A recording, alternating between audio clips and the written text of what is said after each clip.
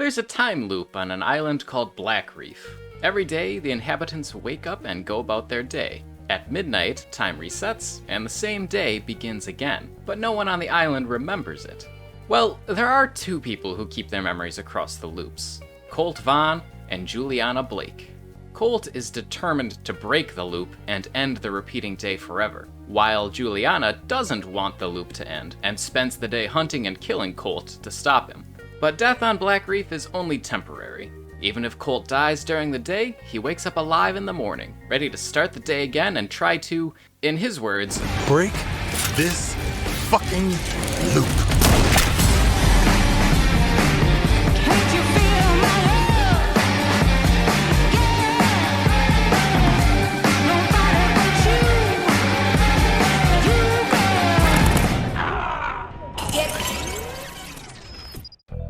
Deathloop released in 2021 for PC and PS5, and it's the PS5 version that I played.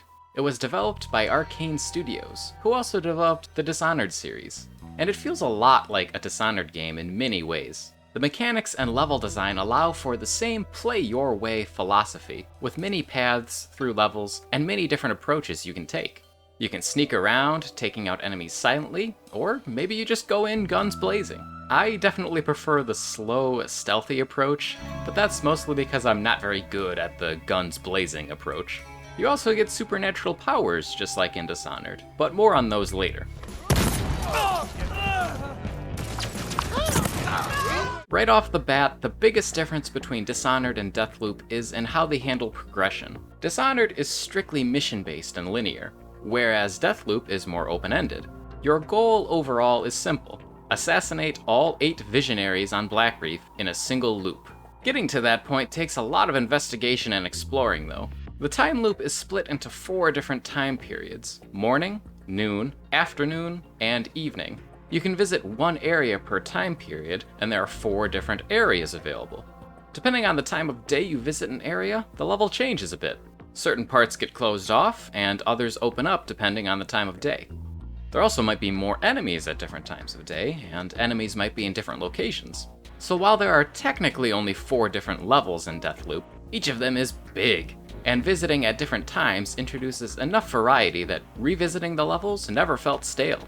There's no time limit on how long you can spend in an area either. The day doesn't advance to the next time period until you leave. You could visit an area in the morning and spend 10 minutes there or an hour there, and it will stay morning until you leave. Once you leave, it becomes noon, and you decide where you want to head next.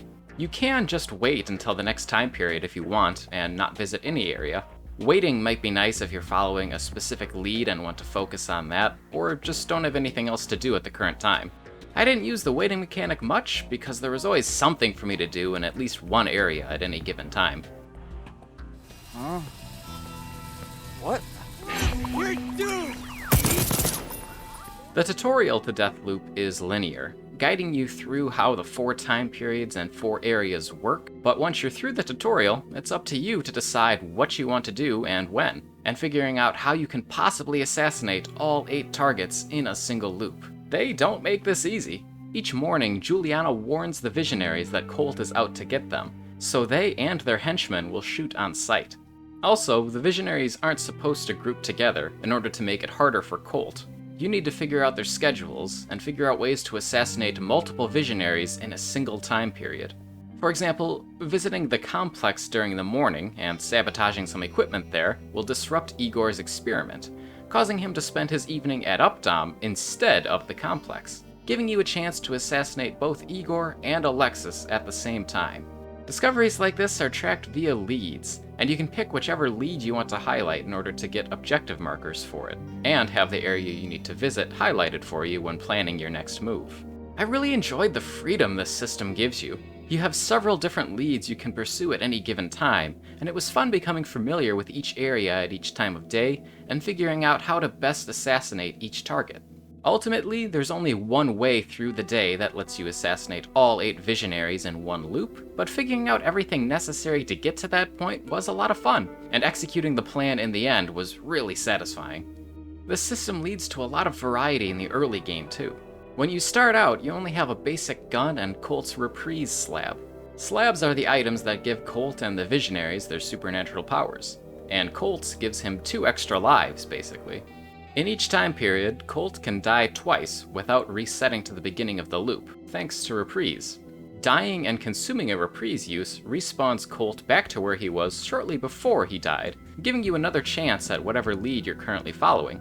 Early on, before I had a lot of equipment stocked up, I used these a lot. And sometimes even the Reprise lives weren't enough, and my Colt died for real, resetting to the beginning of the loop. This was a little frustrating, honestly, but since Colt keeps his memories between loops, you can still make progress even if you die, since you might learn an important password or other information that will advance a lead. And even if Colt doesn't make it out of the area alive, you can take this information into the next loop with you. This is... That's nuts. Thanks to the infusion system, I died a lot less the farther I got into the game. Normally when the loop resets, Colt loses any guns and equipment you picked up during the previous loop. But by absorbing residuum energy from glowing objects around the maps, you can spend it between levels to infuse your equipment, which lets you keep things between loops. This is incredibly helpful, and allows you to start the day with a better and better loadout. In all the Dishonored I've played in the past, I relied heavily on the Blink ability, which lets you teleport short distances. Deathloop features a similar power, called Shift here, but unlike in Dishonored, you don't start the game with it. You have to get around the old-fashioned way in the beginning, walking, jumping, and climbing everywhere. My Blink addiction made that difficult for me, so the first thing I did after the tutorial was trying to get and infuse the Shift slab. Shift is in the hands of Charlie Montague, one of your assassination targets, and getting to him without the teleportation ability was a struggle. Since he has the Shift slab, he can teleport around if he sees you coming, and I definitely alerted him the first time I went to assassinate him. He was hard to hit since he was always teleporting around, but eventually he got stuck on something long enough for me to land enough shots to take him down, and the Shift slab was mine.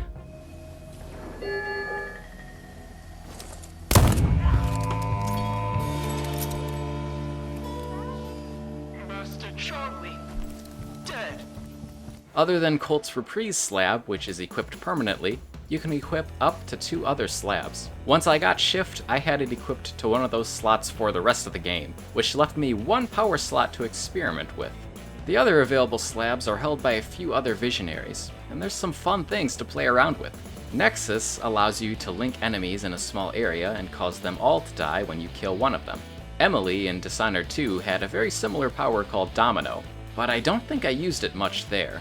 I played around with Nexus a bit in Deathloop, but the power I ended up using most of the time in my last slot was Carnesis. Carnesis allows you to throw enemies around telekinetically, and you can control the direction they get sent with the right stick. Using Carnesis to throw enemies off cliffs, into walls, or even just throwing them to the ground to stop them from shooting me for a bit was super useful.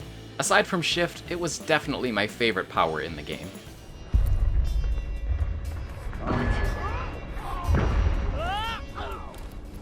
Another big way Deathloop differs from the Dishonored series is with its greater emphasis on gunplay.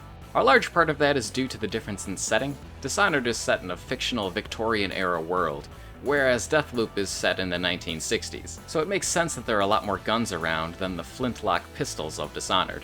There are 8 different kinds of guns to find, plus a few extra unique weapons you can find in a few side quests. The weapon drops you find, like all item drops in Deathloop, have varying levels of rarity. It does the color-coded rarity thing that a lot of games do nowadays, where the colors indicate the rarity tier. Purple weapons are the best tier, and have added permanent bonuses, like being quieter or dealing more damage against tagged enemies. You can also further customize your weapons by equipping weapon trinkets to their open slots, and higher rarity weapons have more slots available.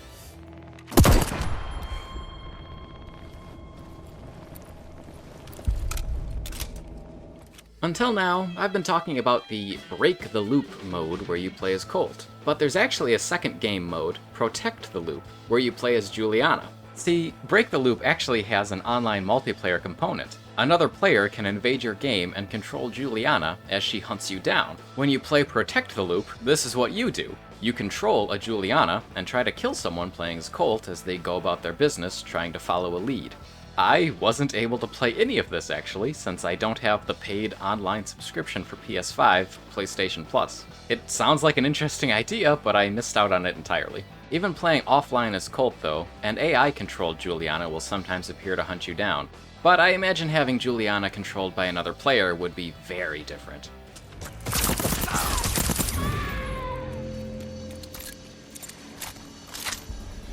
Deathloop takes the Dishonored formula, evolves it in some interesting and fun ways, and adds more guns. I had a blast playing it, and if you're a fan of the Dishonored series, I definitely recommend giving it a shot. My final time was around 15 hours, but I think I'll definitely be playing some more at some point to try out different playstyles and character builds. Similarly to Dishonored, it has clean hands achievements for completing assassinations without killing anyone besides your targets. I always enjoyed going for those in Dishonored, and I think I'll do the same here eventually. See the trench? Alright, thanks for watching. Let me know what you've been playing in the comments down below, and I'll see you in the next video. Long enough for all of the big and the small. Well, the taller they stand, well, the harder they fall. We live for today, but we die for the next. With blood in our veins, in the air, and our chest.